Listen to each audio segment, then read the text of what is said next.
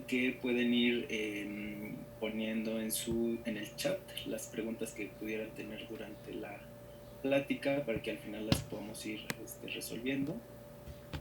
Y vamos a dar inicio a la plática. Gracias, doctora. No, a ustedes. ¿Y logran ver ya la presentación? Sí, ahí ya estamos viendo la presentación.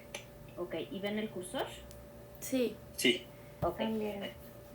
Bueno, les voy a pedir nada más que si pueden poner en mute sus micrófonos para que todos puedan oír bien, y cualquier cosa pues yo lo veo en el chat. ¿Sale? A ver.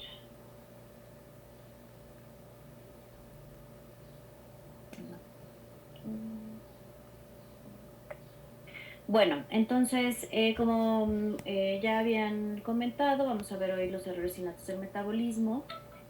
Como ustedes saben, es un tema muy amplio. En realidad, pues se necesita un curso completo para ver los errores innatos del metabolismo. Entonces nos vamos a centrar en las generalidades y los puntos clave para que ustedes puedan sospechar un error innato del metabolismo, porque esa es la principal falla que tenemos y se nos van los niños y los pacientes sin diagnóstico. Y para que se pueda iniciar un manejo. Recuerden que los errores innatos del metabolismo, sobre todo los que ustedes van a estar viendo a nivel neonatal, se presentan de forma aguda y muchos de ellos se mueren antes de que podamos instaurar algún manejo.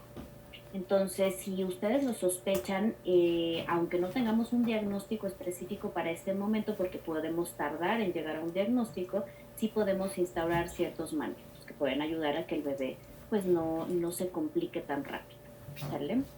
Entonces, ay, no se mueve. Ahí está. Bueno, entonces, dentro de la introducción, primero pues tenemos que saber que los errores innatos del metabolismo habitualmente se presentan por una deficiencia enzimática. Entonces, si ustedes se imaginan, me voy a adelantar un poquito, si ustedes ven este mapa que es enorme y pues en realidad es una representación gráfica de lo que es todo el metabolismo, ven que es muy complejo. Entonces ustedes pueden ver que hay muchísimas vías metabólicas, y de lo que se trata es de tener sustratos, de tener un elemento que nos permita llegar a un producto que es el que nosotros queremos. Entonces, si ustedes ven todo este mapa, nosotros necesitamos muchos factores que nos puedan llegar a hacer llegar a ese producto. Entonces yo siempre les digo que se imaginen pues como las calles de la ciudad, en donde yo de mi casa tengo que llegar a la perinatología, pero si me bloquean una calle, yo no puedo llegar al hospital. Y muchas de las personas, muchos de ustedes tampoco van a poder llegar, y se va a empezar a hacer mucho tráfico pues en la zona donde nosotros vivimos, ¿no? Para poder llegar al hospital, pues no lo vamos a poder realizar. Entonces, si este déficit enzimático nosotros lo ejemplificamos como si fuera este bloqueo en alguna de las calles, pues entonces sabemos, ¿no?, qué es lo que puede ocurrir. Se empiezan a acumular este tráfico, lo cual es tóxico para el organismo, y además no vamos a llegar al lugar a donde queremos llegar, que es finalmente el producto que queremos. Entonces, esto es lo básico, ¿no?, de los errores innatos del metabolismo. Es una deficiencia en una enzima que no nos va a ayudar a generar el producto que queremos. Son raras individualmente. Por supuesto, en el instituto, pues nosotros lo vamos a ver más comúnmente porque pues es un hospital de referencia, pero si ustedes trabajan a nivel particular, no lo van a ver de forma común. Realmente pues no, incluso probablemente nunca lleguen a ver un error innato del metabolismo. Sin embargo, ya a nivel grupal, vean, sí podemos llegar a ver que es algo relativamente frecuente, de 1 en 600 a 1 en 1000. Entonces, bueno, hay que ver, ¿no?, qué es lo que consideramos como errores innatos del metabolismo. Sin embargo, pues la mayor parte de ellos pues son raros. En México tenemos más o menos la misma frecuencia, que será más o menos como de 1 en 1000. Esto pues depende mucho de los errores innatos del metabolismo y las comunidades en las que nos encontremos. Si ustedes recuerdan, cuando tenemos consanguinidad o endogamia, pues esto tiende a aumentar, ¿sale? Otro punto importante, si no conocemos los errores innatos del metabolismo, no los vamos a sospechar, y cuando no sospechamos, no diagnosticamos. El tamiz neonatal que se está realizando, pues aumenta esta prevalencia. Y también recuerden que no siempre se hacen tamices ampliados, ¿no? En la mayor parte de las instituciones públicas, los tamizajes que se realizan, pues no son muy básicos, incluso llegan a nada más analizar el hipotiroidismo congénito, que pues no nos ayuda mucho, ¿sale? Y bueno, la mayor parte de estos errores innatos del metabolismo los van a ver ustedes, ¿no? Porque es periodo neonatal. Al menos la mitad los vamos a ver de presentación neonatal. El tratamiento es complicado porque no hay en realidad tratamientos curativos. Se están buscando, ¿no? Esto de las terapias génicas, los reemplazos enzimáticos, que ya va habiendo avances en cuestión de este tipo de tratamientos, pero todavía seguimos un poquito enfocándonos en la prevención y en el control de la sintomatología. Entonces, bueno, como les decía, hay muchísimas rutas metabólicas. El objetivo de la plática y de la clase, pues no es que ustedes se sepan todos los errores del metabolismo, es muy difícil, pero al menos los vamos sospechando y entre todos nos vamos ayudando a llegar a un diagnóstico. Entonces, generalmente son autosómicas recesivas, les decía hace ratito. En algunos casos, no en la mayoría, pero sí en algunos casos vamos a ver antecedentes de consanguinidad o endogamia. Entonces esto le tenemos que tener mucho en cuenta, porque ya cuando un bebé lo tenemos crítico inestable, que no está respondiendo al tratamiento, y llegamos a tener el antecedente de que hay consanguinidad o endogamia, entonces todavía es un peso mayor que nos da este antecedente para que pudiera ser un error innato del metabolismo. Se calcula que cada persona, esto cambia, ¿no? Dependiendo de a lo que llamemos gen, pero se calcula que cada uno de nosotros podemos ser portadores entre 30 a 50 genes nocivos, o sea, variantes genéticas que de forma autosómica recesiva, pues no nos van a generar alteraciones porque solo portamos uno de los alelos pues mutados, ¿no? El otro no. Entonces esto quiere decir que si se me ocurre juntarme con mi primo, o alguien que pues a lo mejor no lo sé, porque eso es lo que ocurre en la mayor parte de las veces, pero no lo sé, que porta el mismo gen nocivo que yo, pues entonces tenemos mayor posibilidad de tener hijos con enfermedades autosómicas recesivas, dentro de ellas los errores innatos del metabolismo. La mayor parte son de carácter familiar, o sea, son heredados.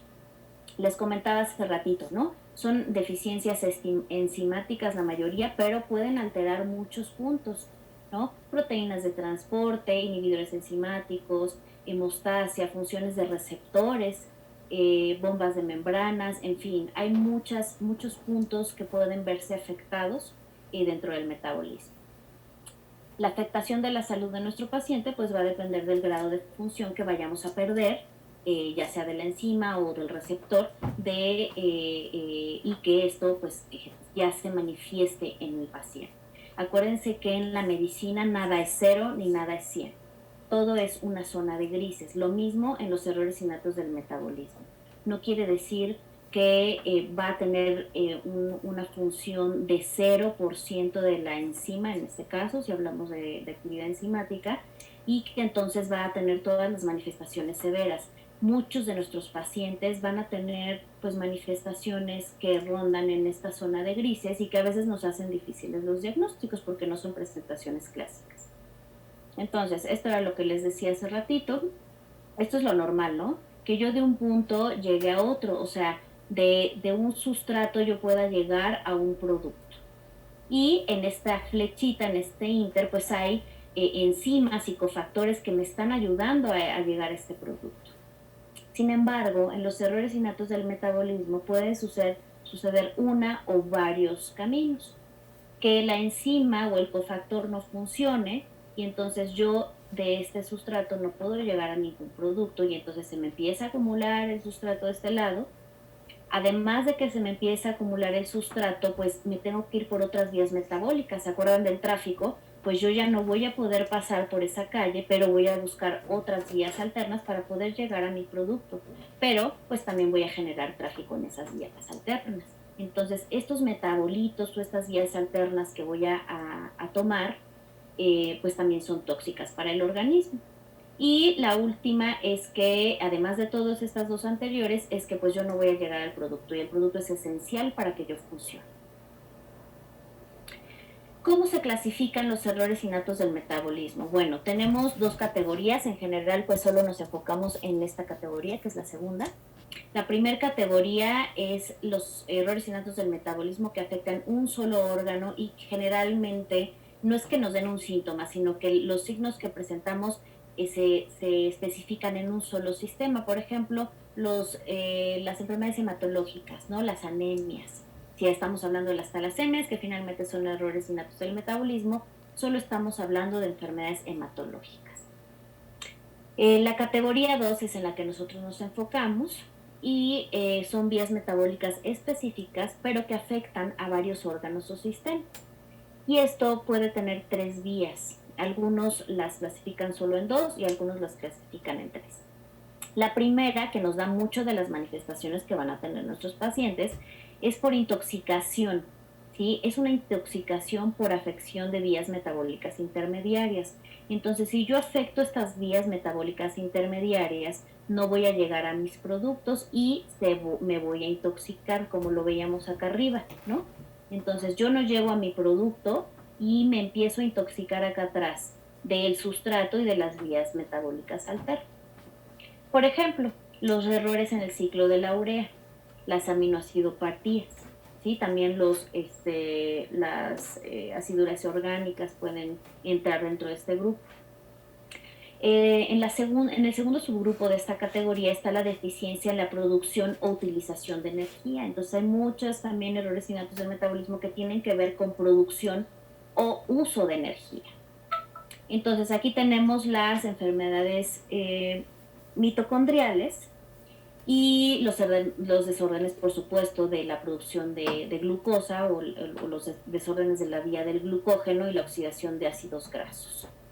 Y bueno, pues esto es un poquito por sentido común. Sabemos para lo que funcionan las mitocondrias, la vía del glucógeno para generación también de glucosa y la oxidación de ácidos grasos. Entonces esto es generación y utilización de energía. Y otros que no siempre entra a este subgrupo, o sea, no siempre lo clasifican algunos autores, a veces lo meten en alguna de estos dos subgrupos, pero sí es muy importante, ¿no? Que sepamos que hay un subgrupo de moléculas complejas que pueden estar alteradas y que involucran organelos. Aquí hablamos, por ejemplo, de las enfermedades por acumulación, por ejemplo, las peroxisomales o las lisosomales, tienen que ver justo con estos organelos. ¿Sale? Entonces, si nosotros de entrada podemos clasificar a nuestro error innato del metabolismo o las manifestaciones que tiene nuestro paciente, a lo mejor nos podemos ir orientando a qué tipo de error innato del metabolismo tenemos y ya centrarnos en esos. Acuérdense que hay tantos que es un poquito difícil no estar pensando en todos. El cuadro clínico. El cuadro clínico ahorita vamos a especificar un poquito más, pero habitualmente vamos a tener dos también clasificaciones. Las que tienen un inicio agudo y es episódico, o sea, se empieza a inestabilizar nuestro paciente y de pronto mejora y luego otra vez se pone mal y luego empeora, si es que no fallece en el inter, ¿no? Porque muchos de estos bebés se mueren.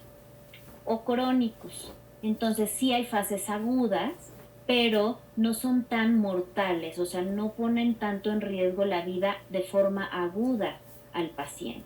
Y son progresivas, van generándose con el tiempo, van teniendo secuelas con el tiempo y en algún momento, y muchos de ellos pues sí van a tener pues alguna repercusión a nivel de la sobrevida. Los síntomas son generales y son muy inespecíficos. Esto no nos ayuda mucho para llegar a un diagnóstico específico, porque siempre estamos pensando en otras cosas antes que un error innato del metabolismo. Entonces, ¿cuándo vamos a sospechar un error innato del metabolismo? La mayoría de ellos son dependientes de la edad. ¿Y en quién los vamos a sospechar? Pues lo mismo, ¿no? Con ciertas manifestaciones y a ciertas edades. Entonces, si nos ponemos a pensar que las manifestaciones son dependientes de la edad y muchos de ellos son neonatales, nos vamos a las formas agudas. ¿sí? Los niños que se ponen críticos, ¿no? Que son los que más van a ver ustedes. Entonces decíamos, ¿no? Inicialmente son silenciosos, sobre todo estos que ustedes van a ver de forma neonatal, o sea, como que todo va bien, lo prenatal, todo estuvo bien, y empiezan con síntomas inespecíficos, ¿no? Síntomas agudos, sobre todo a nivel neurológico, convulsiones, hipotonía, pueden llegar hasta a tener coma, síntomas respiratorios, incluso pueden llegar a tener sepsis. Y pues esto es algo confuso, ¿no? Porque a veces estamos tratando la sepsis solo como sepsis y es parte de un error innato del metabolismo. Visceromegalias, dismorfias, hay varias cosas que nos pueden ir orientando. Y bueno, una de las cosas que más nos orienta pues es que tengamos una historia familiar positiva, pero esto en la mayor parte de los casos no lo vamos a tener. Entonces, si vemos que estos síntomas son inespecíficos, pues nos va a llegar a conducir errores en el diagnóstico. ¿Cuáles son los síntomas más frecuentes en los errores innatos del metabolismo? Los neurológicos y los gastrointestinales. Puede haber en otros órganos y sistemas. De hecho, los errores innatos del metabolismo se pueden manifestar en cualquier órgano o sistema. Pero estos son los más frecuentes, sobre todo los que ustedes van a ver. Neurológico. Bueno, crisis convulsivas, ¿no? Ustedes los van a empezar a ver que el paciente se empieza a inestabilizar y empieza a tener manifestaciones neurológicas, hipotonía, crisis convulsiva, succión débil, letargia, y ya posteriormente pues podemos empezar a ver un retraso en el desarrollo psicomotor, en el aprendizaje e incluso pérdida de habilidades ya adquiridas. Esto ya cuando son niños un poquito más grandes. A nivel gastrointestinal, bueno, pues igual síntomas inespecíficos, vómito, diarrea, visceromegalias, esto se presenta en muchos que empiezan a acumular. Aversión a alimentos, cuando son más grandes, muchas veces esto llega a suceder, ¿no? Tienen una predilección por ciertos alimentos o aversión por otros alimentos. Por ejemplo, cuando tenemos aminoacidurias, a veces nos puede llegar a sugerir, ¿no? Que tienen aversión a proteínas, igual para los carbohidratos, ictericia. Y otros síntomas generales, ¿no? Que no están creciendo adecuadamente los pacientes, tienen intolerancia al ejercicio, esto por afección a nivel muscular, se deshidratan fácilmente, los que tienen acumulación, por ejemplo las lisosomales, pues empiezan también a acumular en tejidos blandos y esto les genera fases tosca, no solo visceromegalias. Y los síntomas recurrentes, ¿no? Esto nos puede dar un punto clave para pensar en un error innato del metabolismo. ¿Qué otras cosas puedo considerar? Que a veces los cambios de dieta, ¿no? Por ejemplo, el cambio de leche cuando ya estás lactando a los bebés, incluso del ayuno a inicio a tomar alimentos, eso puede generar la sintomatología. Entonces, si nosotros nos damos cuenta de esto, pues ya aprendemos focos. Preferencia de alimentos inusuales, que es lo que les comentaba hace ratito, una descompensación exagerada, algo que realmente no esperamos, es muy exagerado para lo que está pasando el paciente. Tiene una infección y se descompensa exageradamente. Cuando tenemos antecedentes de muertes neonatales o muertes súbitas, inexplicables, ¿no? Hay algunos que ya tienen algún diagnóstico, ¿no? A lo mejor el certificado de función dice sepsis, no sé, crisis convulsivas, este tipo de cosas que a veces pues son parte de un error innato del metabolismo. Entonces, si va por ahí y este bebé que ustedes están viendo tiene las mismas manifestaciones o manifestaciones que entran dentro de un error innato del metabolismo, pues sospechen, no más vale ver de más que dejar de ver. La historia negativa pues no lo descartan, eso ya lo sabemos. O sea, historia familiar negativa, el hecho de que no tengamos familiares afectados pues no descarta el error innato del metabolismo y consanguinidad y endogamia. Entonces, para los de presentación aguda estamos hablando de moléculas pequeñas que atraviesan la placenta. El hecho de que atraviese la placenta es muy importante porque entonces al inicio la que va a suplir esa función de lo que nos está faltando en el bebé pues es la mamá, ¿sale? Entonces por eso al principio nosotros no vamos a tener sintomatología en los bebés, tienen una historia prenatal y al nacimiento perfectamente normales, la mayoría de ellos. Entonces los síntomas se empiezan a dar porque, como veíamos en los esquemas, se va acumulando estas moléculas que realmente pues no están llegando a sus productos. Entonces ya empiezan a tener con problemas de alimentación, letargia, encefalopatía, O sea, estos síntomas inespecíficos que ya platicamos, ¿no? Hay algunos más específicos, ¿no? Que a lo mejor en los estudios iniciales pues no me sale nada y pues le tengo que pedir un amonio y pues sale elevado, ¿no? Esto lo vamos a ir viendo conforme va la plática. Las acidemias orgánicas, las alteraciones del ciclo de la urea, los efectos de oxidación de ácidos grasos y las glucogenosis se pueden presentar de esta forma.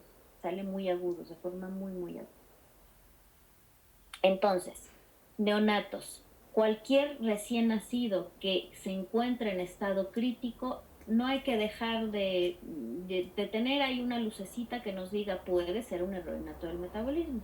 A lo mejor no es lo más común, pero ustedes como neonatólogos ténganlo siempre presente, sobre todo si empieza a ser recurrente estos episodios y sus manejos no están remitiendo los síntomas, ¿sale? Son niños, son bebés que después de un periodo de normalidad, pues ya sean horas o semanas, van a empezar a inestabilizarse. Cuando estamos en un contexto de un bebé que nació a término, no tiene factores de riesgo que desarrollen de estos síntomas, ¿no? De sepsis, entonces la frecuencia va a ser similar de que tenga solo sepsis a que tenga un error innato del metabolismo, ¿sale? Entonces, si ustedes dicen, híjole, este bebé pues no tenía por qué desarrollar realmente sepsis, no tenía factores de riesgo, tengan los dos en mente, ¿no? Puede ser solo sepsis o puede ser una sepsis parte de un error innato del metabolismo. El tamiz negativo, esto es súper importante porque ustedes van a ser los encargados de recibir los tamizajes de los bebés y de hacerlos, ¿no? Entonces, se hace el tamiz, o sea, habitualmente del bebé en los primeros días y si me llega un tamiz negativo, esto no descarta que tenga un error innato del metabolismo. Si ustedes eh, pues reciben un tamizaje de un bebé que se empezó a inestabilizar y es negativo, esto no quiere decir que realmente haya sido negativo. Siempre hay que tener de cualquier forma la sospecha, porque acuérdense que las alteraciones a nivel bioquímico muchas veces se manifiestan justo cuando está la enfermedad o la inestabilidad del bebé. A veces cuando estamos en periodo de normalidad, pues no vamos a llegar a ver estas alteraciones bioquímicas, ¿sale? Otra cosa que es bien importante es que cuando ustedes ya están teniendo al bebé inestable, y ustedes en ese momento solicitan un tamiz, además de que hay que considerar otros factores, pues uno de ellos es el tiempo. A veces se tarda mucho tiempo en estar el resultado del tamizaje, entonces hay que procurar empezar otro abordaje. Falsos negativos. Los falsos negativos del tamizaje se pueden llegar a dar por muchos variables. Uno de ellos pues es estudiar antes de tiempo. Acuérdense que tiene que empezar a comer el bebé para poder hacer el tamizaje y que podamos tener pues cierta confianza en los resultados. Hay algunos medicamentos que pueden interferir con el tamizaje, entonces, sobre todo si el bebé está en etapa crítica, pues hay que revisar, ¿no? Todos los medicamentos y ver si no pudieran llegar a alterar el metabolismo del bebé. Las transfusiones, esto es un poquito obvio, si yo transfundo a un bebé y le hago un tamizaje, pues al quien estoy estudiando, pues es al donador. Y la toma de muestra y manejo, pues también, ¿no? Hay veces que no estamos tomando muestras adecuadas o el manejo no es adecuado y eso nos genera un falso negativo y el bebé realmente pues tiene un error innato del metabolismo. También podemos tener falsos positivos. Ustedes esto lo van a ver un poquito más a nivel privado, ¿no? Que de pronto les llega una mamá o les llegue el resultado de un tamizaje de un bebé que ustedes recibieron y resulta que es positivo ante un contexto de un bebé que es completamente asintomático y es sano.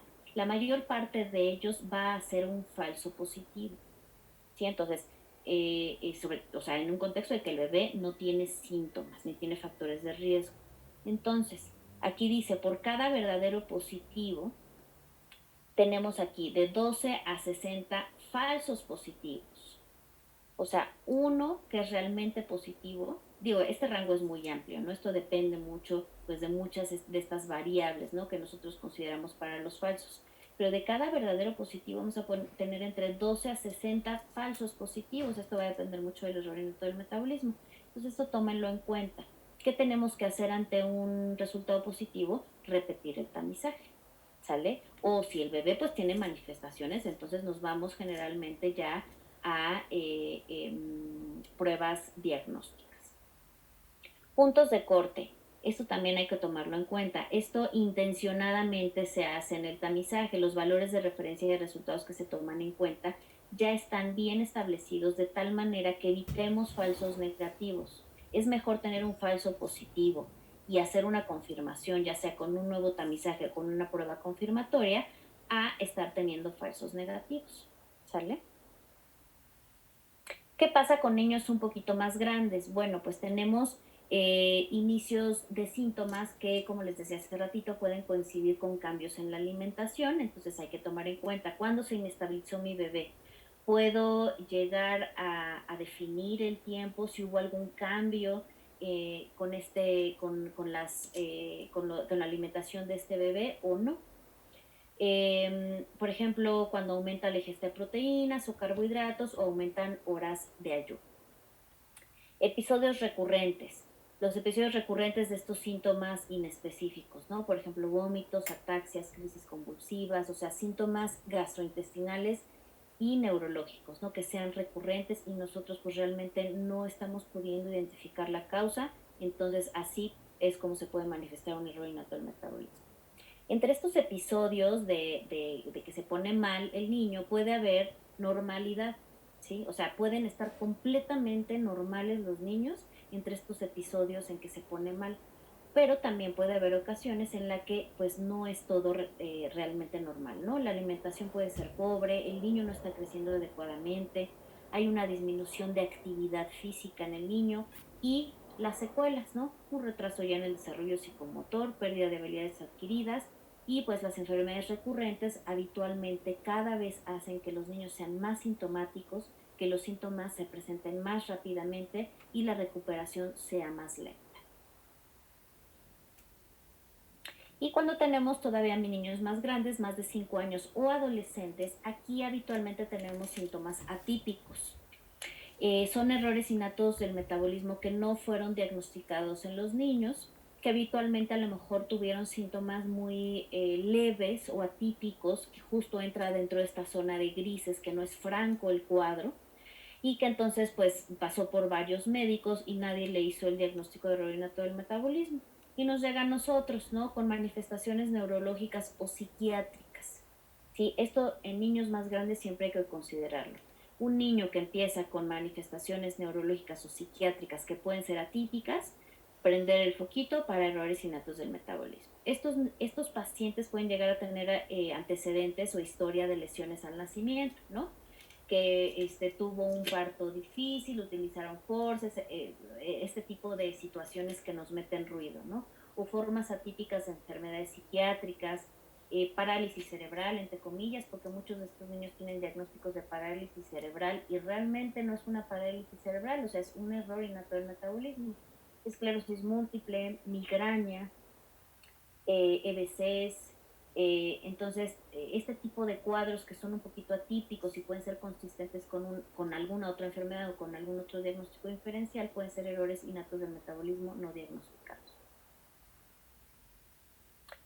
Esto se los comentaba hace ratito, ¿no? Los defectos enzimáticos o de cofactores o de proteínas, lo que esté generando el error del metabolismo, no son 0 o 100%. Entonces siempre tenemos que considerar esto en la severidad de las manifestaciones, no siempre va a ser un cuadro clásico. ¿Qué otra cosa nos puede apoyar en un diagnóstico? Que tengamos signos o síntomas predominantes o acompañantes. Por ejemplo, un hábitus malfanoide, de estos pacientes que pueden estar como un poquito larguiruchos, que tienen una dislocación o subluxación del cristalino, que a veces nos puede llegar a hacer como sospechar en un síndrome de Marfan, pero realmente no es un síndrome de Marfan. ¿Por qué? Porque a lo mejor tiene retraso mental, porque tiene problemas a nivel vascular y estamos hablando de una homocistinuria. Este es un error innato del metabolismo que se puede manifestar de esa forma. Cuando realmente no para nosotros no es un síndrome de Marfan, porque decimos, híjole, es que él no cumple realmente los criterios y tiene otras cosas que no checan con el diagnóstico de Marfan, pues podemos entonces empezar a pensar en una homocistinuria. Eso igual con el resto de los errores innatos del metabolismo.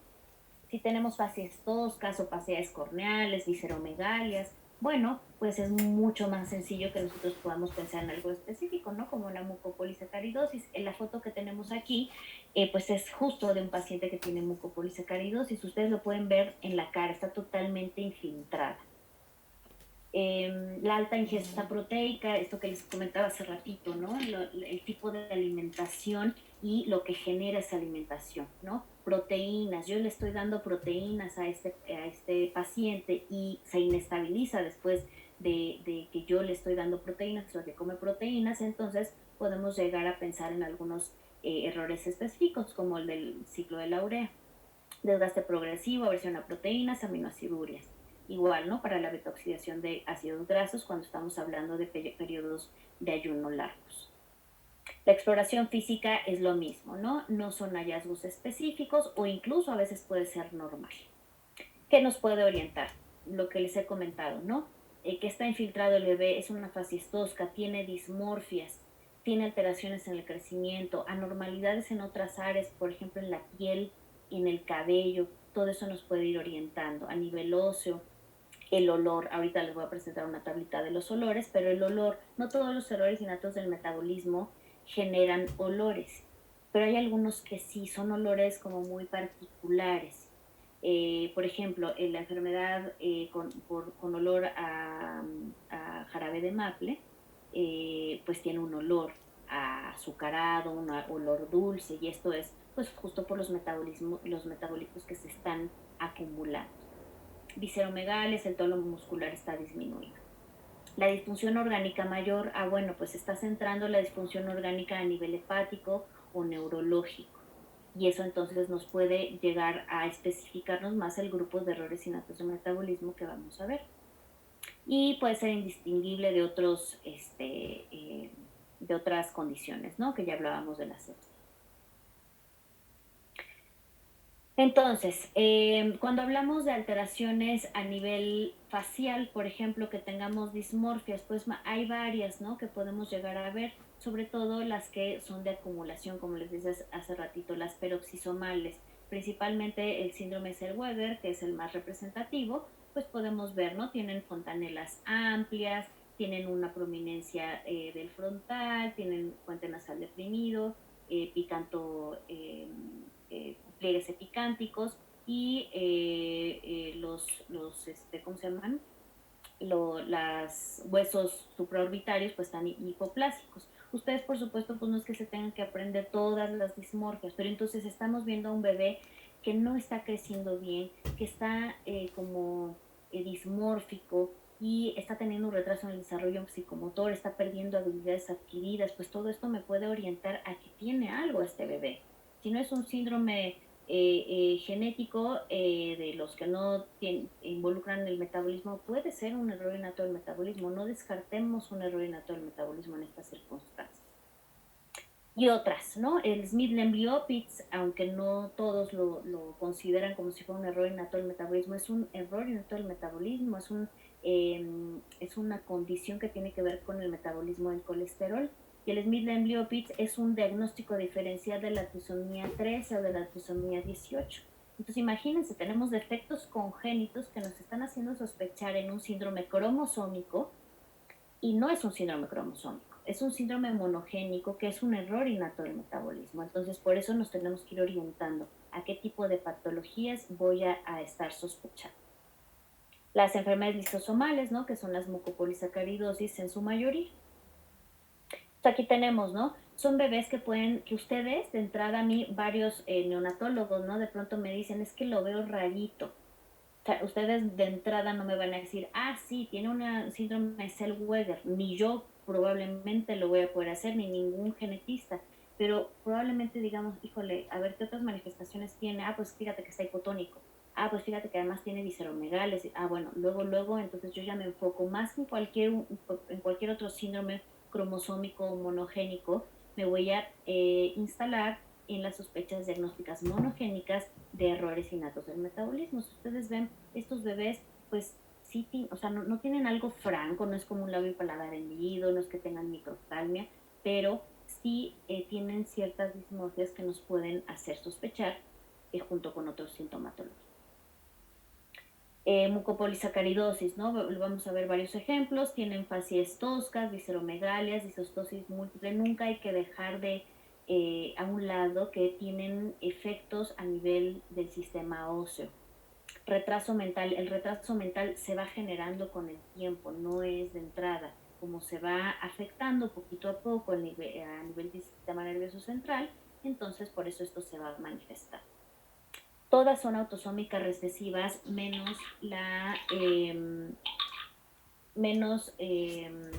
el síndrome de Hunter, que es la mucopolisacaridosis tipo 2 y que es ligada al X. Y entonces, como es ligada al X recesivo, lo vamos a ver manifestado en varones. ¿Sale? Esto también nos puede ayudar un poquito. Lo está manifestando principalmente, sobre todo cuando tenemos antecedentes familiares, lo está manifestando principalmente los varones. Puede ser de los errores innatos del metabolismo que son ligados al X. Entonces, fíjense cómo son muy característicos. Esto realmente, si llegamos a ver a un paciente así en la calle o que entra a nuestro consultorio, es muy clásico. Desafortunadamente, pues no todos los errores innatos del metabolismo son clásicos, pero los que sí, luego decimos, esto es por acumulación, esto muy probablemente es lisosomal, esto muy probablemente es mucopolisacaridosis. Y fíjense cómo tienen, además de características físicas, o sea, faciales, tienen un problema muy importante a nivel óseo. Esta es una familia mexicana. Este de aquí al lado es un síndrome de Morquio. Fíjense qué tan distinto puede ser una mucopolisacaridosis de otra. Este tiene afecciones a nivel óseo principalmente y no tiene prácticamente nada de involucro a nivel facial. Esta es la clásica mucopolisacaridosis, que se pueden hacer diagnósticos diferenciales entre la tipo 1 y la tipo 2, que son las clásicas. Pero fíjense cómo tiene una infiltración muy importante a nivel facial. Estos bebés, ¿cómo nacen? Nacen y todo está bien. Estos bebés no tienen ninguna infiltración, no tienen facies toscas. Se van acumulando con el tiempo. Y bueno, esta es la clasificación, ¿no? Que esto, pues digo, tardaríamos un poquito en ver cada uno de los detalles, pero para que sepan, ¿no? Hay varios tipos de mucopolisacaridosis y cada una tiene, pues, su sistema principal afectado. ¿Qué otras nos podemos orientar con respecto a las manifestaciones físicas? Pues las enfermedades de la vía del metabolismo del cobre, por ejemplo, Menkes. Menkes es ligado al X, es otro que es ligado al X recesivo, entonces lo vamos a ver principalmente manifestado en varones. Estos tienen principalmente una manifestación neurológica, son degeneraciones cerebrales progresivas, inician muy tempranamente, tienen crisis convulsivas y algo que nos puede hacer sospechar muy francamente es a nivel de cabello y de piel. Puede haber despigmentación a nivel de cuero cabelludo y del cabello. Fíjense, incluso el cabello está muy disperso, puede estar despigmentado. Fíjense, esto es el cuero cabelludo, ni siquiera es el cabello, está despigmentado. Y el cabello también es muy particular, no es un cabello normal. Y bueno, en estudios pues más a fondo tenemos arterias cerebrales tortuosas y esto se debe a una disminución de absorción de cobre. ¿Sale? Esta es la enzima que está afectada, es una TPasa. Y por el otro lado tenemos a Wilson, que es todo lo contrario, no es un aumento de cobre en órganos. Y aquí podemos tener manifestaciones tanto a nivel visceral como pues la degeneración hepatocelular, pero también a nivel neurológico. Estos principalmente, sobre todo cuando son niños más grandes, se manifiestan como una enfermedad psiquiátrica.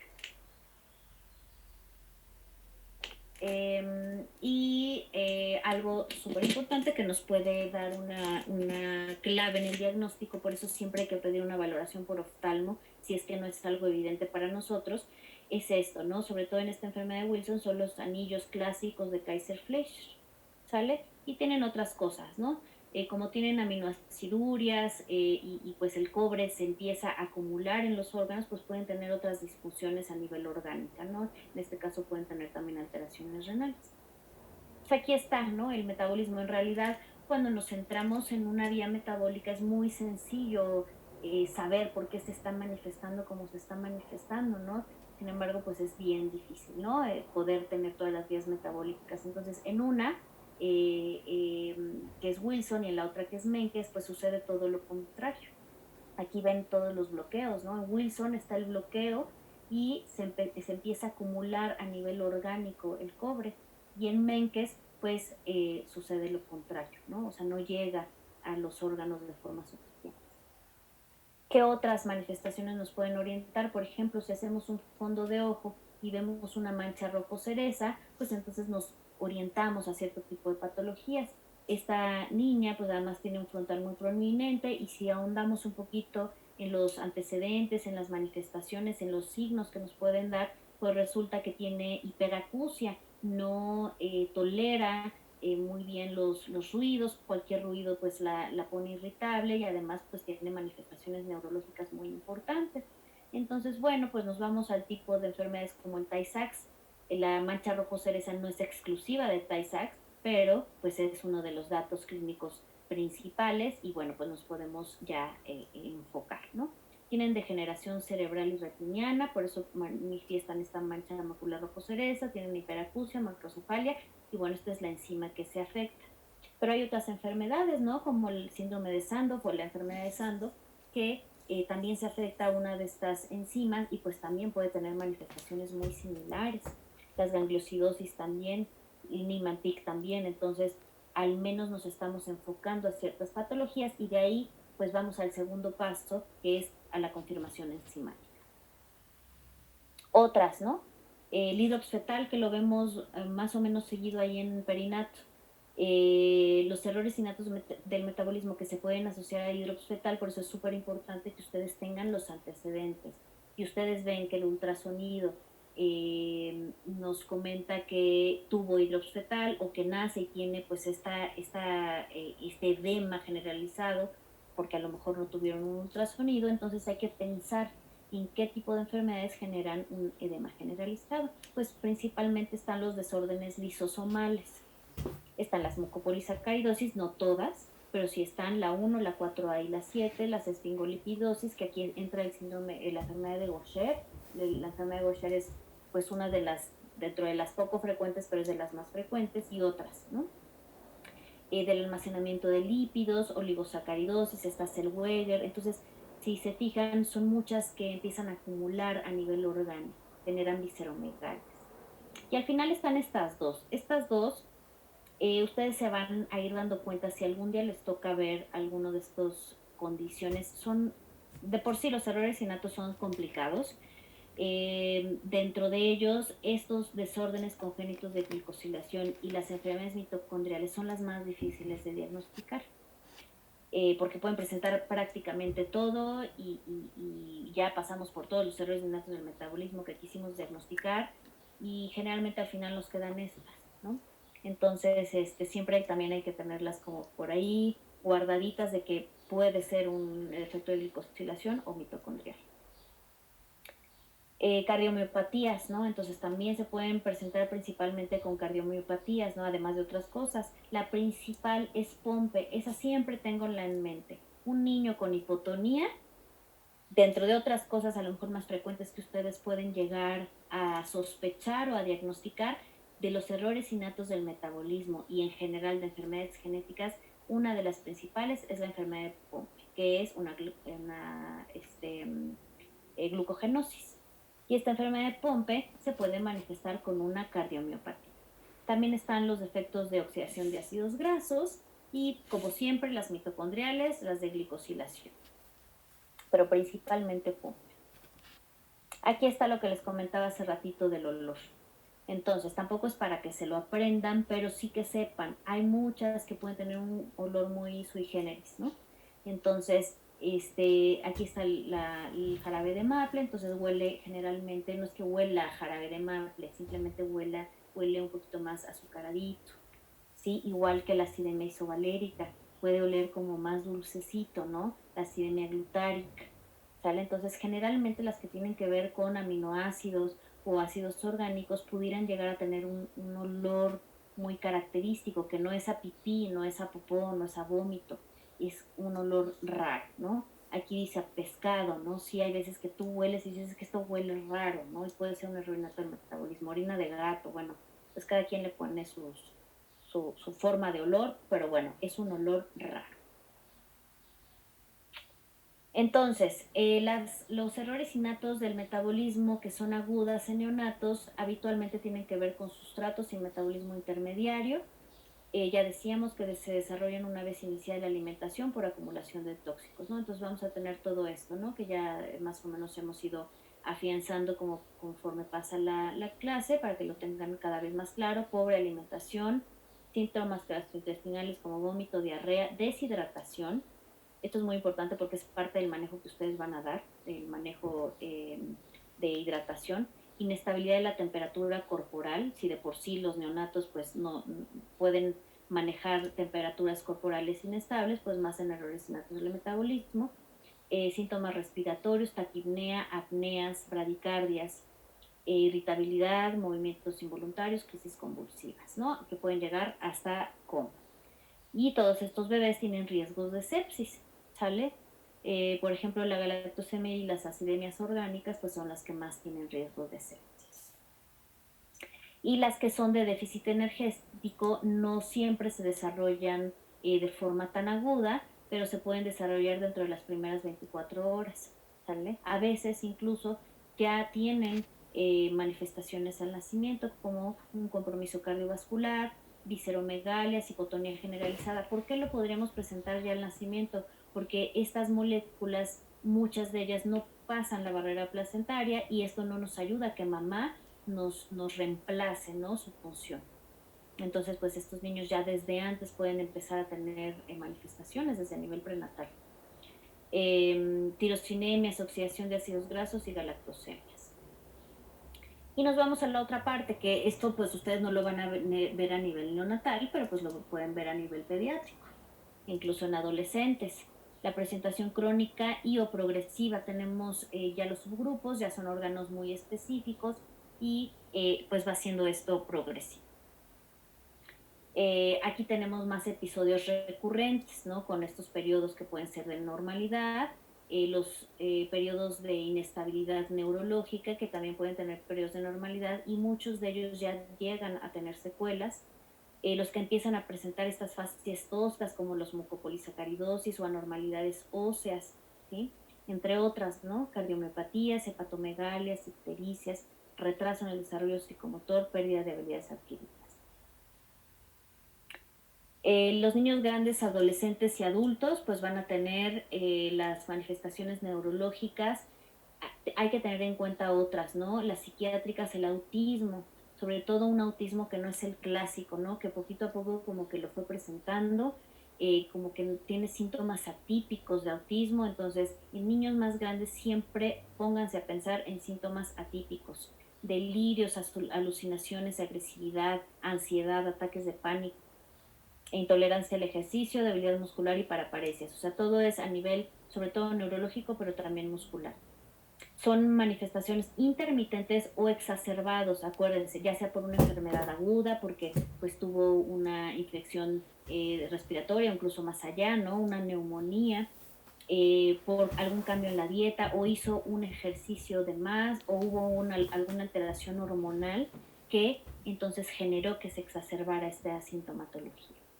La mayoría de estas, como les decía hace ratito, no ponen en riesgo la vida de estas condiciones crónicas, pero hay algunas que sí pueden hacerlo, ¿no? Como las alteraciones del ciclo de la urea.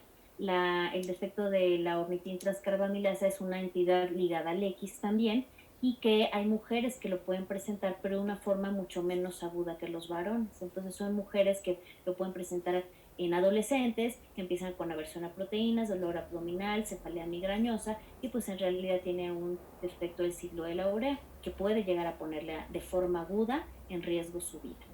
Y el resto de las otras, que son más de acumulación, de visceromegalias, que son más recurrentes y progresivas, no ponen en riesgo de la vida de forma aguda, pero probablemente sí tengan secuelas suficientes para que tenga un impacto en el pronóstico de sobrevida. Entonces, ¿cuáles son las consideraciones en el error innato del metabolismo cuando ustedes deben pues prender estos foquitos en cualquier muerte neonatal o infantil inexplicable? Tener ahí la sospecha, ¿no? Puede ser un error innato del metabolismo. ¿Qué tenemos que hacer si nuestro bebé fallece? obtener muestras inmediatamente, si se puede de orina, si se puede de sangre, tejidos, y almacenarlos. Sí, eso es lo ideal que deberíamos hacer. A veces pues no nos da tiempo, hay otras cosas que a veces suelen ser prioritarias en ese momento, sobre todo para la familia, y pues nos olvidamos de esto, pero siempre hay que tomar en cuenta que esto nos sirve para poder dar un diagnóstico y un pronóstico si es que no ha fallecido el bebé, y pues qué tanto esto puede recurrir en otros familiares. Retraso mental con o sin otros hallazgos, ¿no? A veces empieza con un solo síntoma, por ejemplo, una crisis convulsivas, y posteriormente se van manifestando otras cosas, ¿no? No sabemos por qué, entonces hay que tener en mente un error en todo el metabolismo. Muchos se presentan inicialmente con retraso mental y posteriormente otras sintomatologías. Síntomas parkinsonianos, ¿no? Principalmente en niños hay que pensar en un error neto del metabolismo, ¿sale? Principalmente quienes manifiestan eso, las enfermedades lisosomales, las enfermedades que tienen que ver con neurotransmisores y las de vías energéticas. Siempre que tengamos como diagnóstico diferencial sepsis, una encefalopatía anóxica o ingestión tóxica, una intoxicación, ¿no? Sobre todo si esto no remite, ¿no? Porque habitualmente pues podemos pensar que es más frecuente todo lo demás que un error innato del metabolismo, pero si estamos viendo que no remite, entonces pónganlo en su cuadrito de sospecha. Síntomas persistentes después de un tratamiento, entonces sospecha. Cuando estudios de primer orden, que la biometría hemática, electrolitos, química sanguínea, todo esto no nos da pues una orientación diagnóstica, también nos puede llegar a hacer pensar que tenemos que hacer estudios más específicos para errores innatos del metabolismo. Recordar que esto puede ser agudo o crónico a cualquier edad, no necesariamente tengo historia familiar, y cuando tenemos muertes neonatales o óbitos, ¿no? Aquí porque se orienta mucho a lo neonatal, pero también los óbitos se pueden presentar así. ¿Cuál es el abordaje general? Pues un tamiz metabólico de entrada, la sensibilidad y especificidad, lo que más se reporta, aunque depende del error innato del metabolismo, pues es muy alto, es del 99%. Cuando es positivo, les decía hace ratito, hay que repetir el tamiz, considerar pruebas confirmatorias, aún en asintomáticos, les decía su contexto, les llega a su paciente con un tamiz positivo, aunque esté asintomático, hay que repetirlo o hay que confirmarlo. ¿Por qué? Porque puede ser que en ese momento no esté manifestando todavía la condición. Y dependiendo del contexto, hacer otros estudios, ¿no? Complementarios. E incluso pues ya las pruebas confirmatorias, ¿no? El ensayo enzimático, la prueba molecular, estudios en tejidos ya dirigidos. Muchos laboratorios, de hecho, sale positivo el tamizaje y hacen ya en paralelo el estudio enzimático o la prueba molecular, ¿no? Entonces eso nos ayuda mucho. Ya que tenemos estos síntomas inespecíficos que aparecen de manera progresiva o repetitiva y excluimos otras causas, porque es muy importante excluir otras causas, y o tenemos historia familiar, entonces empezamos con los laboratorios. ¿Cuáles son los laboratorios? Pues los generales, eso siempre los vamos a solicitar, biometría hemática, una gasometría súper importante para ver si tiene acidosis metabólica, la química sanguínea, por supuesto, vamos a partir de ciertas alteraciones. Por ejemplo, no es lo mismo partir de un signo principal que puede ser una acidosis a partir de un signo principal que puede ser una hipoglucemia o una hiperamonemia. Entonces todo esto lo pedimos. Hay quienes van por pasos, pero pues depende de la literatura que leamos, ¿no? Hay quienes ponen el amonio como un estudio secundario, pero sobre todo si ya estoy sospechando en un error innato del metabolismo, vale la pena empezar con todo el paquete de estudios que incluye amonio, lactato, piruvato también para hacer la relación, y aminoácidos en plasma. Esto siempre recuérdenlo, los aminoácidos son en plasma y los ácidos orgánicos son en orina, y también vamos a pedir el perfil de acilcarnitinas en plasma. ¿Sale? Hay otros, ¿no? Que podemos ya ponerlos un poquito como secundarios, que puede ser un líquido cefalorraquídeo, pedir ahí aminoácidos, neurotransmisores, sulfocisteína y oxidación, bueno, ácidos grasos, ¿no? Pero eso pues ya depende mucho, ¿no? De los síntomas del bebé. Lo mismo, ¿no? Los factores de coagulación también son importantes, el amonio, creo que todos estos estaban antes, ¿no? El tamiz, también ya lo comentamos, hay que recordar cuándo se hace el tamiz. El tamiz se hace generalmente cuando el bebé ya empezó a comer, se hace entre las primeras 48 hasta las 72 horas, pero en realidad no necesariamente se tiene que hacer solo en este momento, lo podemos a veces hacer después, sobre todo en el contexto que tenemos a un bebé inestable. A veces la inestabilidad nos puede dar mayor tasa de falsos negativos o falsos positivos y eso pues no nos da mucha confianza dentro del tamiz neonatal. Entonces también se puede hacer después, ¿no? Pero bueno, habitualmente cuando estamos en un contexto de niños sanos se hace en estos momentos en donde el niño ya empezó a comer y dentro de las primeras 72 horas, ¿sale? Hay que considerar, les decía, ¿no? Pacientes inestables y transfusiones. ¿Sale? También nutrición parenteral, esto nos puede dar falsos, prematuros nos pueden dar falsos. Entonces, aunque solicitemos un tamiz, que es importante solicitarlo, los resultados hay que tener un poquito de reserva con ellos, ¿sale? Cuando estemos en estos contextos. Y también hay que evaluar, ¿no? Qué tipo de tamiz estamos viendo, ¿no? Ah, bueno, pues que el tamizaje que pues hice en esta institución en la que yo estoy solo es TSH, pues no, hay que hacer todo lo posible porque hagamos un tamiz ampliado, ¿sale? Ahí depende del tamizaje que se tenga o que tenga mayor amplitud. Hay veces, por ejemplo, que no agregan, hay algunas que agregan enfermedades lisosomales, hay otras que no agregan enfermedades lisosomales, entonces hay que ver si lo que estamos sospechando, si es que ya tenemos una sospecha, se está analizando en el tamiz. No todo se analiza en el tamiz. En el laboratorio siempre hay que recolectar muestras en pacientes críticos, aunque no le hagamos un tamizaje de momento por alguna cuestión, hay que procurar recolectar el mayor número de muestras posibles en estos pacientes, porque así como se nos puede morir este bebé, también hay otras situaciones como esta alteración bioquímica que puede ser transitoria. Cuando los bebés están en un periodo de normalidad o de estabilidad, a veces no vamos a encontrar las alteraciones bioquímicas que nos den el diagnóstico. Entonces, en pacientes críticos hay que procurar tomar las muestras. Las anormalidades pueden ser transitorias, por lo que los resultados normales no lo descartan, ¿no? Entonces hay que repetir durante otro episodio de enfermedad si es posible. En la mayoría de las alteraciones que ponen en riesgo la vida se pueden detectar alteraciones en laboratorios iniciales, entonces a veces no tenemos que esperar a los laboratorios secundarios, ¿no? Pero por ejemplo, si yo de entrada pedí un amonio y me sale alto, entonces yo ya puedo empezar a sospechar en ciertas entidades, ¿no? Además, el bebé tiene anorexia o el paciente, anorexia, dolor abdominal, cefalea, irritabilidad, fatiga, taquipnea, taquicardia, etcétera, ¿no? Entonces, todo esto nos puede ir enfocando. Hay muchos que se nos van a morir. Esperemos pues llegar a tiempo, ¿no? Para hacer un diagnóstico y un manejo. Ahora, también en la misma hiperamonemia, pues depende el grado de hiperamonemia que tengo. Puedo tener mayor a 100 a nivel neonatal o mayor a 80, que eso pues ya estamos hablando de una hiperamonemia, o puedo tener más de 1000. Si tengo más de 1000, entonces ahí sí sospecho pues ya casi un hecho de que sea un defecto del ciclo de la urea. Esto me va a generar una alcalisis respiratoria primaria con acidosis metabólica compensatoria.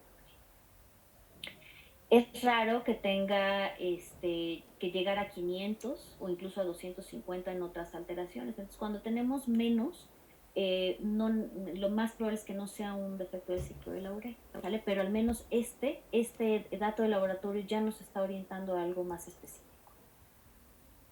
Ay, perdón.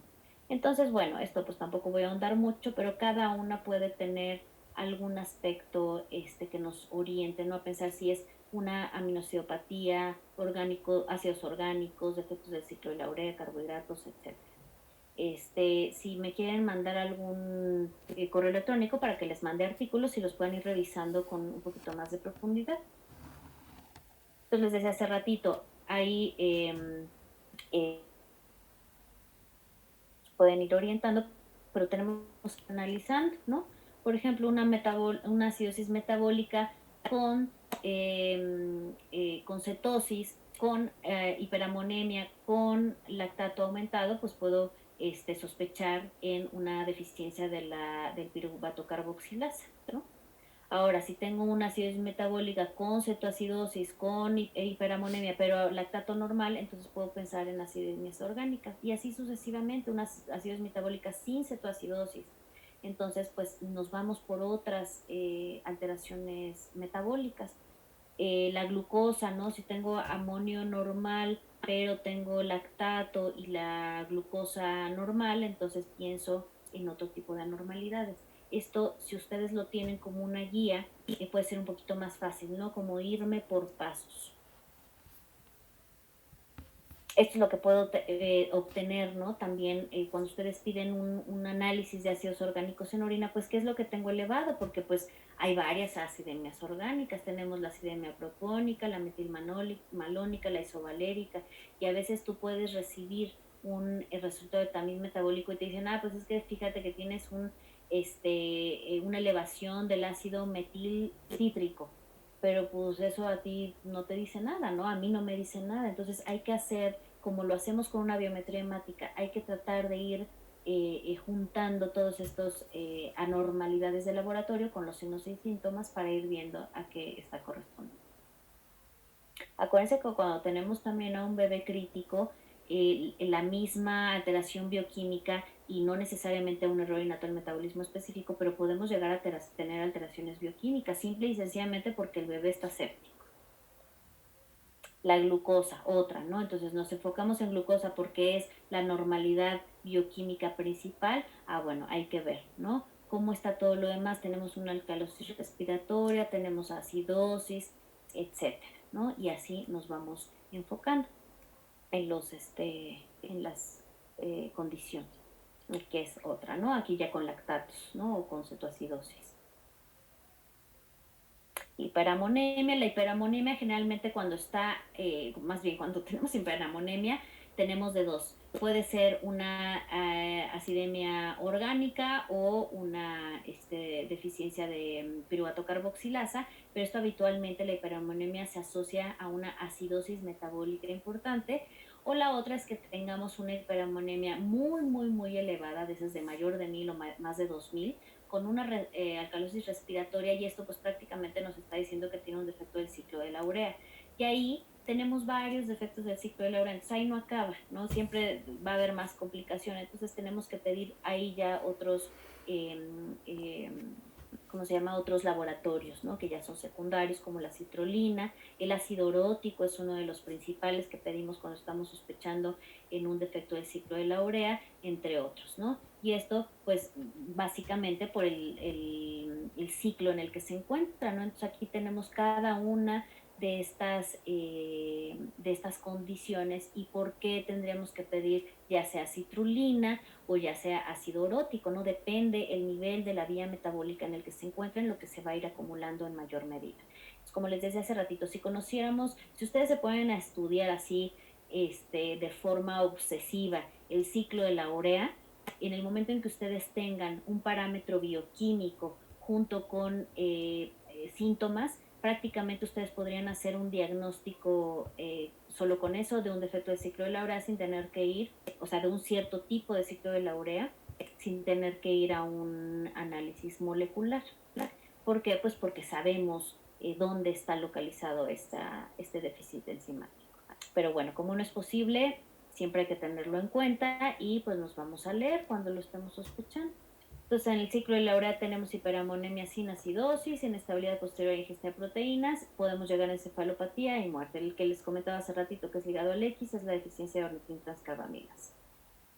Otras, ¿no? Que pueden tener algunos signos importantes, como la despigmentación, pues que es prácticamente total, los defectos de la tirosina, y lo mismo, ¿no? Si conocemos la vía metabólica es muy fácil llegar a la conclusión diagnóstica. La tirosina es la vía, es una vía que nos lleva a la generación de melaninas. Entonces las melaninas sabemos que tienen que ver con nuestra pigmentación, y si nosotros bloqueamos esa vía, entonces pues no nos pigmentamos. Por eso llegamos a tener esta manifestación, ¿no? La otra es la fenilcetonuria, que es parte de la vía de la tirosina. Entonces, si sabemos que la fenilcetonuria es una condición metabólica que también nos lleva a las vías de las melaninas, pues podemos ver que los niños también pueden llegar a tener no una hipopigmentación completa o más bien una pigmentación pues nula, sino una hipopigmentación. Entonces a veces son más güeritos estos niños que tienen fenilcetonuria, ¿no? Además de las demás manifestaciones por la acumulación de la fenilalanina, aquí está, ¿no? El cambio de fenilalanina a tirosina pues necesita de esta enzima, y si esta enzima no funciona, no voy a cambiar a tirosina, no llego a las melaninas y además se me acumula la fenilalanina, ¿no? Entonces, es relativamente sencillo cuando conocemos la vía, ¿no? Retraso mental, disminución de la pigmentación en iris, cabello y piel, además de otras cosas, ¿no? Neurológicas, crisis convulsivas. Muchos de estos niños llegan con diagnósticos de parálisis cerebral. Y pues esta es la deficiencia, ¿no? De fenilalanina hidroxilasa. Otras, ¿no? Que también son neurológicas y que ustedes sobre todo las pueden ver a nivel neonatal. La enfermedad con olor a jarabe de maple, que la tenemos aquí arriba, esta es la deficiencia, ¿no? De una deshidrogenasa que tiene que ver con cadenas ramificadas, no nos hacen llegar a los aminoácidos importantes, más bien nos hacen acumular aminoácidos importantes como es la valina, la isoleucina y la leucina, y no nos hacen llegar pues a los productos que queremos llegar, ¿no? Entonces, en distintos niveles están cada una. Esta está aquí, la de la acidemia o aciduria isovalérica está aquí, y aquí tenemos la propiónica y la metilmalónica, ¿sale? ¿Qué tienen la enfermedad con olor a jarabe de maple? Pues tiene inestabilidad en los primeros días de vida. Estos bebés generalmente se nos van rapidísimo, se mueren en las primeras horas o días, si es que tienen una deficiencia importante, con letargia progresiva, coma, crisis convulsivas o pistótonos, retraso en el desarrollo, tienen el olor característico dulce, y en los laboratorios vamos a encontrar aminoacidemia, aminoaciduria, oxaciduria de cadena ramificada. Generalmente da el patrón característico en los aminoácidos, y bueno, pues es por la deficiencia de la enzima. Otras, galactosemia, principalmente a nivel visceral y gastrointestinal vamos a tener las alteraciones, y es uno de los diagnósticos diferenciales cuando tenemos cataratas neonatales. ¿Por qué se da esto? Esta pues acumulación en el cristalino por un metabolito que se genera por este bloqueo enzimático. Este bloqueo enzimático pues no permite que la galactosa se metabolice, entonces empieza a acumular la galactosa, pero no solo eso, sino que este metabolito se genera, y por consiguiente pues las manifestaciones viscerales en este sentido pues está la catarata, y en este otro pues están las manifestaciones a nivel hepático, renal y cerebral. Las glucogenosis, ya les platiqué de Pompe, es la clásica glucogenosis, aunque es muy diferente al resto de las glucogenosis. Podemos tener cardiomegalia, hipotonía, macroglosia, insuficiencia cardíaca congestiva.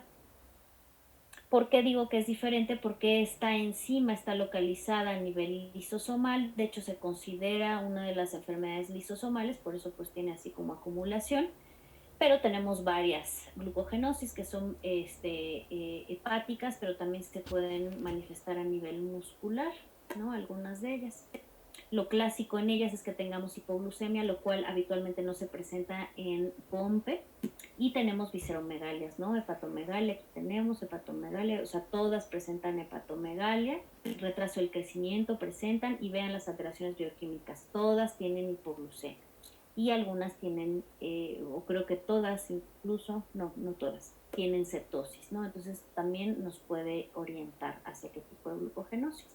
Salen las enfermedades mitocondriales, que les digo que son súper complicadas, son varias y se manifiestan a distintos sistemas. Yo lo que les aconsejo es, no estás pudiendo llegar a un diagnóstico y sospechas en un error innato del metabolismo, no es clásico, ten en cuenta las mitocondriales y las de defectos de glicosilación.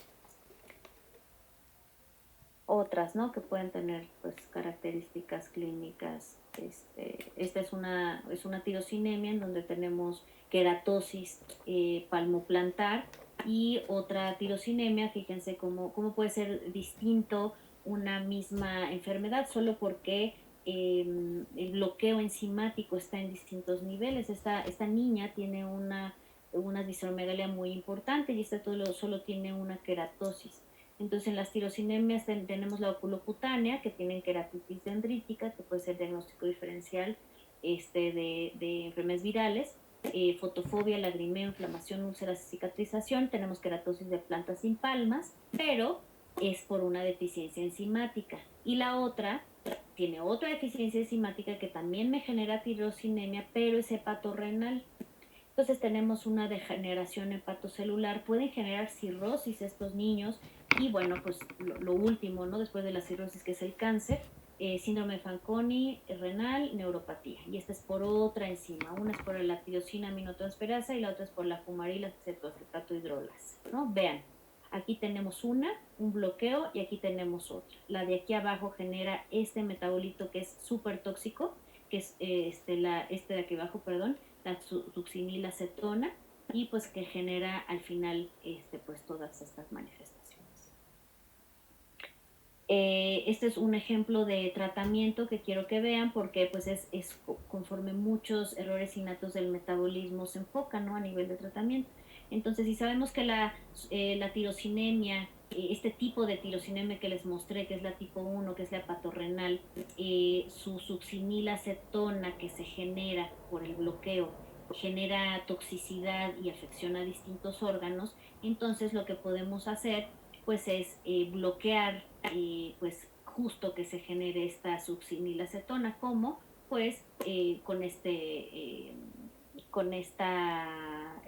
tratamiento que es la nitisinona, que inhibe pues esta vía metabólica, ¿no? Inhibe una enzima que pues genera toda esta vía para que llegue la succinilacetona. Entonces son como puntos blancos para tratamiento en donde podemos evitar, no es curativo como les comento, pero podemos evitar complicaciones, podemos evitar que se acumulen estos tóxicos, ¿no? Una vía de tratamiento. ¿Qué otras hay? Bueno, pues reducción del sustrato, remoción de toxinas, restricción dietética. Muchos de ellos pues tratan de juntar cada uno de los tipos de manejo para que podamos llegar pues a una mejoría sustancial o al menos no tener complicaciones sustanciales. Otras se enfocan a nivel génico, ¿no? Que pues esta es la mayoría, pues está en investigaciones, muy complicado hacer terapia génica, o en las enzimas, ¿no? En el reemplazo enzimático, afortunadamente tenemos varias, bueno, algunas, no son muchas, pero son algunas enfermedades que tienen reemplazo enzimático, trasplante, por ejemplo, el trasplante de médula ósea, terapia de chaperonas y, bueno, otros que son cofactores. Los cofactores, les decía, ¿no? Nos ayudan a llegar al producto, ¿no? La enzima es lo principal, pero el cofactor me ayuda a llegar a este producto, entonces a veces el reemplazo de cofactores, por ejemplo, las vitaminas, ¿no? Puede llegar a ser pues un poquito de ayuda, ¿no? O la suplementación del producto. Sabemos que como no llegamos al producto, pues también es parte de lo que se manifiesta, entonces pues podemos suplementarlo, ¿no? Cuando hay posibilidades. Entonces, es todo esto: terapia dietética, remoción de toxinas, reducción de sustratos, terapia enzimática, trasplantes, chaperonas, cofactores y suplementación de producto y terapia génica. ¿Cuáles son las enfermedades que podemos atacar? Me voy dirigidamente a la terapia enzimática porque les comentaba, no son muchas, pero sí son algunas importantes. ¿Por qué recalco esto? Porque en la medida que yo los diagnostique más tempranamente, puedo empezar un reemplazo enzimático a tiempo que me evite complicaciones o que incluso retrase de forma significativa la sintomatología, ¿no? Hace poquito tuve una paciente que salió con un tamiz positivo para mucopolisacaridosis. No tiene, por supuesto, nada de síntomas, es una recién nacida. Entonces, si yo ahorita puedo lograr que el laboratorio entonces empiece pues todo un reemplazo enzimático o incluso un trasplante de médula ósea, porque a veces se hacen en conjunto, entonces puedo mejorar muchísimo pues que no se presente esta condición, ¿no? O retrasar la sintomatología. Y igual para las demás, ¿no? Son estas las que tienen reemplazo enzimático, otras que son dietéticas, ¿no? Por ejemplo, fenilcetonuria, pues es clásico que tenemos una forma específica, una fórmula específica para la fenilcetonuria, entre otras, ¿no? Y hay otras que pues están mucho en investigación, como les digo, y que tienen algunos pues contras, ¿no? Como es la terapia génica. ¿Cuáles los puntos principales de manejo? Que eso pues ustedes lo tienen mucho más claro. pues es la disminución de intermediarios tóxicos. Esto pues generalmente lo vamos a lograr con un ayuno de 24 a 48 horas y de ahí pues ver, ¿no? Cuál es el manejo que va a continuar, ¿no? La supresión del catabolismo y promover el anabolismo, como pues si estamos con alimentación, una ingesta calórica adecuada, dependiendo del error innato del metabolismo, insulina, hidratación, la hidratación es muy importante, manejo de infecciones y bueno, lo que se considere y ustedes vayan considerando el momento de la alimentación enteral lo más pronto posible, ¿no? Ver qué fórmula es la adecuada dependiendo del error innato del metabolismo y la eliminación de metabolismos tóxicos, ¿no? Que también tiene que ver con hidratación, medicamentos específicos, muchos de ellos son cofactores, incluso llegar a la diálisis, ¿no? Entre otras. El monitoreo pues va a ser en cuestión de desbalances hidroelectrolíticos, el estado pues cognitivo del paciente, si es que se puede evaluar, el sangrado e infecciones, ¿no? Y el manejo a largo plazo, porque en el momento en que ustedes logran controlar un error innato del metabolismo, pues se tiene que empezar a instaurar cuál va a ser el seguimiento, ¿no? No acaba ahí, ¿no? Incluso esto de los reemplazos enzimáticos, cuando se puede hacer, pues es un manejo que es dependiendo, ¿no? Semanal y durante pues largo tiempo, ¿sale? Y bueno, dos puntos principales: nutrición, hidratación, remoción de tóxicos y seguimiento. Y finalmente, ¿no? Entonces, ustedes se van a enfocar en neonatos la mayor parte de las veces. Entonces, si tenemos inestabilidad neonatal, hipotonía neonatal, crisis convulsivas, cardiomiopatía o hepatopatía, sospechen en un error innato del metabolismo. Todo esto, sus laboratorios los van a apoyar un poquito para que puedan hacer los diagnósticos. Es un cuadro muy resumido, pero bueno, pues nos puede ayudar un poquito. Acidosis metabólica más hiperamonemia, podemos sospechar en una acidemia orgánica o en una deficiencia de piruvato carboxilasa que tiene lactato elevado, una hipoglucemia más cetosis, podemos sospechar en ácidos orgánicos, en alteraciones de carbohidratos, principalmente en glucogenosis, hiperammonemias con alcalosis respiratoria, ciclo de la urea, falla hepática generalizada, galactosemia y cardiomiopatía en glucogenosis tipo 2, que es POMPE, u oxidación de ácidos grasos. En una descompensación aguda, pues esto, pues ustedes se lo saben mucho mejor que yo, el aporte calórico es sumamente importante, revertir el catabolismo, ayuno y procurar la vía oral lo más pronto posible, pues que se pueda, ¿no? Y pues eso sería todo en cuestión a las generalidades.